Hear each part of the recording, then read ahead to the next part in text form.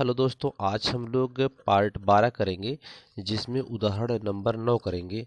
तो इसमें है दिखाइए कि 0.235353535 डॉट डॉट, यानी यहाँ पर जो नंबर की पुनरावृत्ति हुई है वो 353535 की हुई है।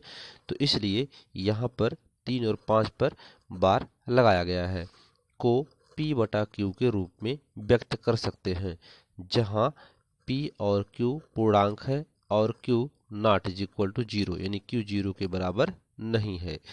तो हम जानते हैं कि संख्या की अगर दो संख्या की पुनरावृत्ति हुई है तो हम 100 से गुणा करते हैं, एक संख्या की पुनरावृत्ति हुई है तो 10 से गुणा करते हैं। तो यहाँ पर दो संख्या की, दो को छोड़ देने के बाद 35 जो 3535 है, इस संख्या की बार बार पुनरावृत्ति हुई है। तो अर्थात इस संख्या में पहले हम x मानेंगे, फिर 100 से गुणा करेंगे, समीकरण 2 मानेंगे, फिर जैसे हम सॉल्व करते थे सवालों को वैसे ही सवाल को सॉल्व करेंगे। ठीक है, तो इसमें जो संख्या दिया हुआ है माना लिखा जाएगा, माना 0.23535 डॉट डॉट संख्या x के बराबर है। ठीक, तो ये संख्या x के बराबर है।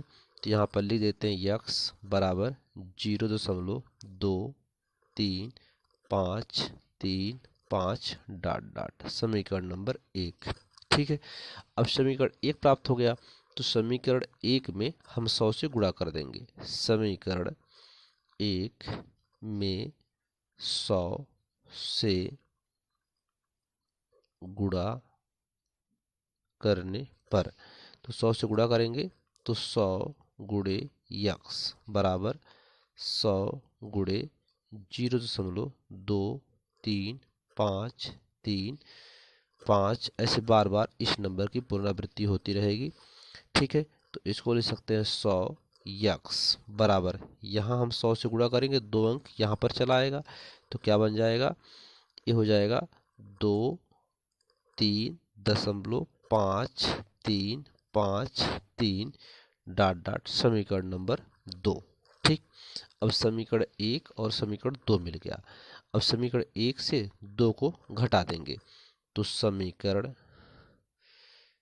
1 को समीकरण 2 से घटाने पर, ठीक है, तो समीकरण 1 को 2 से घटा दीजिए। तो लिखिए, पहले ऊपर बड़ा समीकरण 2 लिखेंगे, 100x बराबर 23.5353, ठीक है, इतना आएगा। इसके बाद यहाँ पर लिखा जाएगा x बराबर, पहला समीकरण क्या है, पहला समीकरण है यहाँ पर हो जाएगा 0.2335, आगे होता चला जाएगा पुनरावृत्ति। ठीक, तो यहाँ पे माइनस माइनस, इसको घटाओगे तो 99 x आएगा बराबर, यहाँ पर घटाएंगे तो यहाँ 0 यानी अर्थात जितनी आगे संख्याएं आएंगी सबका मान 0 आ जाएगा। 0, 5 में से 2 जाएगा, 3 आएगा, दशमलव यहाँ पर 3 और 2। ठीक, तो इसे हम लिख सकते हैं 99 x बराबर 23.3। x बराबर क्या लिख सकते हैं, 23.3 बटा 99। एक अंक यहाँ पर दशमलव है तो नीचे 0 बढ़ा देंगे तो ये संख्या बराबर हो जाएगी 233 बटा 990 हो जाएगा। एक 0 नीचे लगा देंगे, दशमलव खत्म हो जाएगा ऊपर। ठीक, तो यहाँ पर x की ये वैल्यू आ गई। तो ये एक परिमेय संख्या प्राप्त हुआ, यही हमारा आंसर है। यह एक हमें परिमेय संख्या प्राप्त हुई। ठीक है, जो यह 0.23535 की पुनरावृत्ति करती है, इसे परिमेय संख्या के रूप में लिख सकते हैं। इस प्रकार से जो संख्या की पुनरावृत्ति हुई है बार बार 3 5 3 5 की, उसको हम परिमेय संख्या के रूप में लिख सकते हैं। यह अन्वसानी आवर्ती दशमलव प्रसार वाली संख्या है जो p/q के रूप में व्यक्त किया जा सकता है। ठीक है, तो अपने बुक में कुछ दिया हुआ है, आइए उसको देखते हैं। तो इसके पहले हम पढ़ चुके हैं कि जो परिमेय संख्या होती है, परिमेय संख्याओं का दशमलव प्रसार दो प्रकार से हम लोग पढ़ चुके हैं। पहला प्रकार था शांत, जो दशमलव के 1 2 3 4 अंक जा करके वह संख्या कट जाती है, और दूसरा था अशांत आवृत्ति, जिस संख्या की बार बार पुनरावृत्ति होती रहती है, जैसे ये सब संख्या है। ठीक है, तो ये परिमेय संख्याओं के क्या थे, प्रसार थे। परिमेय संख्याओं का प्रसार दो प्रकार से होता है, शांत और अशांत। अब आगे हमें देखना है कि परिमेय संख्याओं का दशमलव प्रसार क्या होता है। ठीक है, तो यहाँ पर परिमेय संख्याओं का हम लोग देख चुके हैं, आगे देखेंगे अपरिमेय संख्याओं का दशमलव प्रसार। तो अपरिमेय संख्याओं का दशमलव प्रसार आइए बुक में देखते हैं। देखिए यहाँ पर दिया हुआ है बुक में कि जैसे करड़ी में 2 दिया है, तो करड़ी में 2 का मान 1.4141135623 ऐसे आगे देता चला गया है। ऐसी कोई भी संख्या का समूह नहीं है कि जो कुछ संख्याओं के अंतराल के बाद बराबर पुनरावृत्ति हुई हो करड़ी में 2 में। और ऐसे पाई का भी मान है 3.1415926 से डाट आगे नंबर। तो ऐसे यह नंबर अनावरत आते रहेंगे, अनंत आते रहेंगे। ये नंबरों की पुनरावृत्ति भी नहीं होती है और अनंत तक आते रहते हैं। ऐसी संख्याएं अपरिमेय संख्याएं कहलाती हैं। ठीक है, ऐसी संख्याएं क्या कहलाती हैं, अपरिमेय संख्याएं कहलाती हैं। ठीक है, तो पाई का यहाँ पर हम लोग हमेशा पाई का सन्निकट मान जो होता है 22/7 लेते हैं या 3.414 लेते हैं, ऐसे लेते हैं इसका मान। और यह मान अनवरत मान है, यानी यह संख्या जो होती है अनवसानी अनावर्ती, यानी non terminating non recurring number होता है।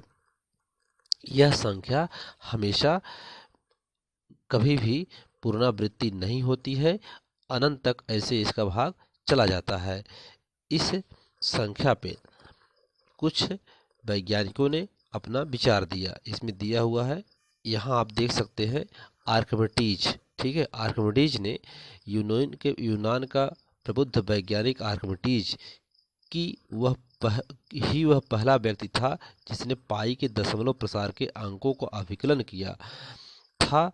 उसने यह दिखाया कि 3.140854 less than pi less than 3.142875 होता है, उन्होंने ये बताया। इसके बाद आर्यभट्ट ने 776 ईस्वी से 550 ईस्वी के बीच, जिन्होंने जो एक महान भारतीय गणितज्ञ और खगोलविद थे, 4 दशमलव स्थानों तक शुद्ध पाई का मान 3.1416 ज्ञात किया था। उच्च चाल कंप्यूटरों और उन्नत कलन विधियों का प्रयोग करके 1.24 ट्रिलियन से भी अधिक दशमलव स्थानों तक पाई का मान अभिकृत किया जा चुका है। तो इतने आगे तक मान निकाला गया है। तो पाई की जो हम लोग कैलकुलेशन करते हैं वह क्या करते हैं कि कुछ मान को मान करके 22/7 तक ही परिकलित करते हैं, गणना में हल करते हैं। ठीक है, तो अपरिमेय संख्याएं जो होती हैं वह किस प्रकार से होती हैं, आइए देखते हैं। तो यहाँ पर लिखा गया है अपरिमेय संख्याओं का दशमलव प्रसार। तो अपरिमेय संख्याओं का जो दशमलव प्रसार होता है वह होता है अशांत अनावृत्ति। ठीक है, ये जो है किसका होता है, अपरिमेय संख्याओं का दशमलव प्रसार होता है। ठीक, तो अपरिमेय संख्या का दशमलव प्रसार शांत और अशांत आवृत्ति होती है, यानी ये शांत दशमलव के कुछ अंक के बाद जाकर के वह संख्याएं कट जाती हैं, उनका शेषफल शून्य आता है, तो ये शांत दशमलव परिमेय संख्याएं कहलाती हैं। और अशांत परिमेय संख्याओं का दशमलव प्रसार जो होता है ये कुछ अंक के बाद कुछ अंकों की पुनरावृत्ति बार बार होती रहती है, तो उसे अशांत आवृत्ति बोलते हैं। और अपरिमेय संख्याओं का जो दशमलव प्रसार होता है यह अशांत अनावृत्ति होता है, यानी इसमें संख्याओं की पुनरावृत्ति भी नहीं होती है और ये संख्याएं बार बार ऐसे अनंत तक आती रहती हैं, तो ऐसी संख्याएं अपरिमेय संख्याओं का दशमलव प्रसार कहलाती हैं। उदाहरण नंबर 10 इसमें देख लेते हैं। 1/7 और 2/7 के बीच की एक अपरिमेय संख्या ज्ञात कीजिए। इसके बीच में हमें एक अपरिमेय संख्या निकालनी है। तो हम लोग पीछे पढ़ चुके हैं कि 1/7 का जो मान होता है वह होता है 0.142857, ये मान होता है। इस मान को हम लोग पीछे पढ़ चुके हैं, ठीक है। इसके बाद 2/7, तो 2/7 का मान निकालने के लिए क्या ले सकते हैं, 2 गुणे 1/7, फिर इसको ले सकते हो 2 गुणे 1/7 का मान इतना होता है, तो इसको लिख दीजिए 1 4 2 8 5 7। इसके बाद 2 का इसमें गुणा कर देंगे, तो जब 2 का इसमें गुणा कर देंगे तो क्या हो जाएगा, 7 दूनी 14 के 4 हासिल आए 1 और 5 दूनी 10 1 11 के 1 हासिल आए 1 8 दूनी 16 17 7 हासिल आए 1 2 दूनी 4 1 5 4 दूनी 8 2 करने 2.0, ठीक है। तो ये आ जाएगा 2/7 का मान, 2/7 का मान इतना आ जाएगा, ठीक है। अब इनके बीच में हमें क्या करना है, एक अपरिमेय संख्या ज्ञात करनी है।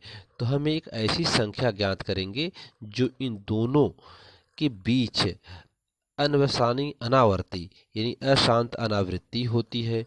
इस प्रकार की संख्या में हम क्या करेंगे कि अपरिमित रूप से अनेक संख्याएं ज्ञात कर सकते हैं। इनके बीच में हम अनेक संख्याएं ज्ञात कर सकते हैं।